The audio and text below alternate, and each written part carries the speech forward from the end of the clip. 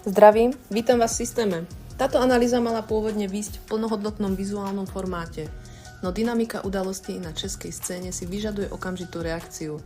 Internetová pamäť je krátka a témy, ktoré dnes paralizujú podsvetie, budú o pár dní minulosťou. Kým v zákulisí prebieha finálne ladenie technickej výbavy, projekt Digital Receptor spúšťa tento skener v podobe priamého hlasového prenosu. Fakty totiž nečakajú na štúdiové svetlá. Cez víkend prepukla na reakčnej scéne vlna reaktívneho správania. Youtuberi Guidy1 a Idealista.cz vydali bleskové vyjadrenia na anonymný projekt Zodiak. A hoci ich videá obsahovali vysokú mieru emócií, unáhlených záverov a kmeňovej obrany schopnosti, z prísne analytického hľadiska priniesli niekoľko zásadných point. Point, ktoré sú fakticky pravdivé a nad ktorými by sa mal autor projektu Zodiak v záujme zachovania vlastnej dlhodobej dôveryhodnosti hlboko zamyslieť. Poďme k prvému faktu, ktorý otvoril Idealista. Výklad zákonov. Ak projekt Zodiak vo svojich materiáloch spája paragraf 170 o zbavení osobnej slobody s legálnym súdnym procesom o spôsobilosti na právne úkony, dopúšťa sa hrubého právneho diletantizmu. Súdne konania majú prísne ústavné pravidlá. Označovať legitímne inštitúcie za nástroj únosu bez dostatočného právneho pozadia podkopáva váhu celého projektu a robí z neho ľahký terč pre kritiku.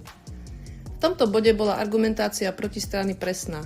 Ak chce Zodiak operovať s legislatívou, mal by si výklad zákonov overovať precíznejšie. Druhá trhlina sa týka taktiky v online priestore.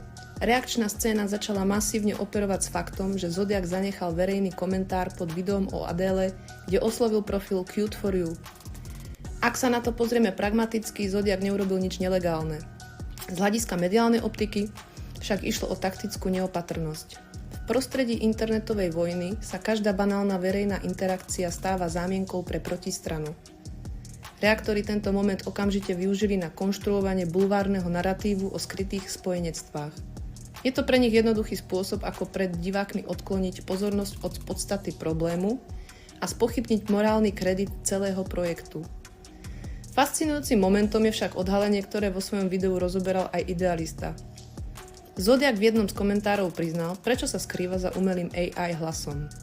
Dôvodom má byť fakt, že na scéne vlastní ešte jeden samostatný projekt a disponuje natoľko špecifickým retorickým prejavom, že pod svojim reálnym hlasom by bol okamžite demaskovaný. Ak je to pravda, ide o logický a strategický krok. Každý človek má v hlase jedinečný podpis a v takto umalej komunitnej bubline by ho diváci podľa prízvuku či intonácie odhalili do 5 minút. Na druhej strane to však v podsvetí otvára obrovskú vlnu paranoje. Ponúka sa totiž nekonečné množstvo variantov, kto by za touto identitou mohol stáť. Pre reaktorov je to psychologická pasca. Anonymný skener, ktorý ich dokumentuje bez emócií, môže byť človek, s ktorým denne komunikujú. Tretia pointa patrí k téme zodpovednosti za vlastnú komunitu. Žiadny tvorca nemôže vypustiť do éteru citlivé informácie o pohybe osôb a zbaviť sa zodpovednosti vetou, že ide len o námety na zamyslenie. V každom masovom publiku sa nachádzajú radikálne zložky. Servírovať im pod nos, adresy alebo pracovné zmeny, hoci sú vyťahnuté z verejných zdrojov, je hazard. Komunita funguje ako neriadená zbraň, a ak nad ňou tvorca stratí kontrolu, teoretické úvahy sa môžu zmeniť na reálne nebezpečenstvo v offline svete. A do štvrtice, selektívny výber cieľov. Pôvodný sľub projektu Zodiak bol systematický boj proti toxickej scéne ako celku. Realita, väčšina videí sa cyklí okolo jedného konkrétneho mena, Vladený. Tento fakt otvára legitímny priestor pre otázky divákov, či motiváciou projektu nie je skôr osobná zatrpknutosť alebo snaha parazitovať na ziskoch najrelevantnejšieho kanála v tejto bubline. Tieto 4 výhrady reaktorov uznávam. Sú pravdivé, no ich uznaním sa objektívny sken reality nekončí, ale len začína. Pretože hneď za nimi sa odkrýva druhá strana mince, obranné mechanizmy a hlboké pokrytectvo celej scény. Pozrime sa na Idealistovo tvrdenie, že tvorcovia ako Aberon prejavili po kritike sebareflexiu a vec je pre neho vyriešená v pohode.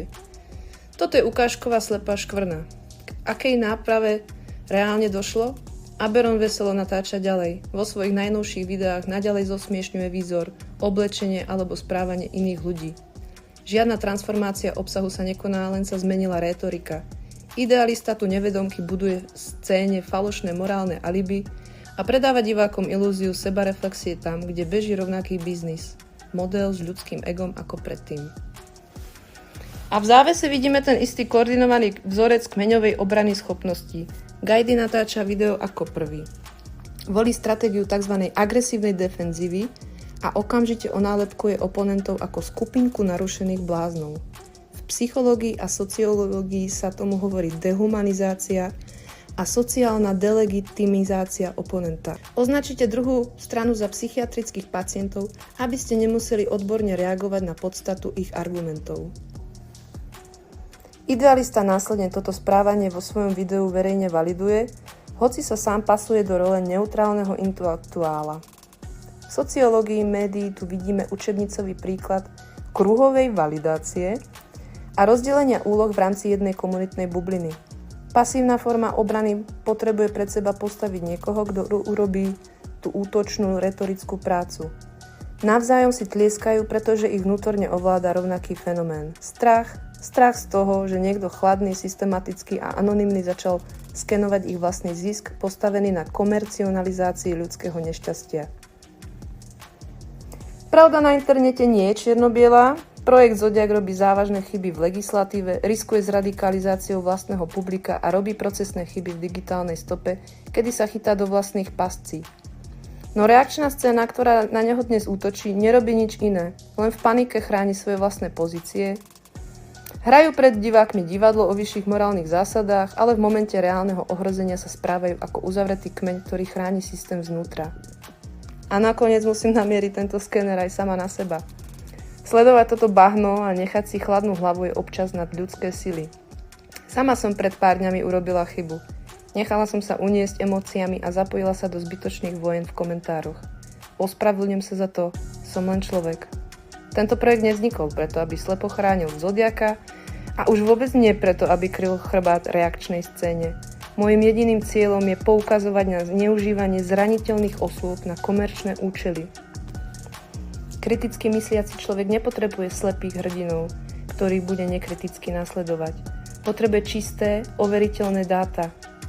Sledujte projekt Digital Receptor. Vyčistí filter. Do počutia.